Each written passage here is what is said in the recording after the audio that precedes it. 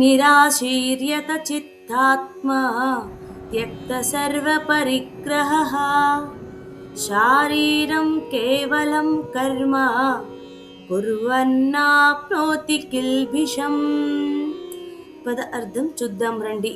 నిరాశీః ఆశలు లేనివాడు, యత చిత్త ఆత్మ మనస్సు ఇంద్రియాలను నియంత్రించినవాడు, త్యక్త సర్వ పరిగ్రహ అన్ని ఆస్తి అధికారం స్వాధీన భావాన్ని విడిచినవాడు, శరీరం కేవలం కర్మ శరీర ధారణ కోసం మాత్రమే కర్మ చేయడం, కుర్వన్ చేస్తూ, న ఆప్నోతి పొందడు, కిల్బిషం పాపం కర్మబంధం. ఇప్పుడు తాత్పర్యం చూద్దాం రండి. కృష్ణుడు చెప్తున్నాడు, అర్జున ఒక విషయం గమనించు, మనిషి చేసే ఎక్కువ పనులు ఆశ వల్లే జరుగుతున్నాయి.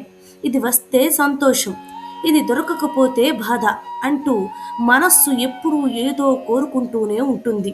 కానీ యోగి ఎలా ఉంటాడంటే, ఆశలు అతను బానిస కాదు, తన మనస్సును ఇంద్రియాలను తన నియంత్రణలో ఉంచుకుంటాడు. ఇది నాది, ఇది నా సొంతం అనే భావాన్ని కూడా వదిలేస్తాడు. అతను పని చేస్తాడు, కానీ అది పేరు కోసం కాదు, ప్రశంస కోసం కాదు, లాభం కోసం కూడా కాదు. కేవలం తన శరీరం కొనసాగడానికి, తన కర్తవ్యాన్ని నెరవేర్చడానికి మాత్రమే పనిచేస్తాడు. ఇలా పనిచేసే వాడికి ఆ పనుల వల్ల పాపం అంటదు, కర్మబంధం ఏర్పడదు. ఎందుకంటే అతను స్వార్థం కోసం పని చేయడం లేదు.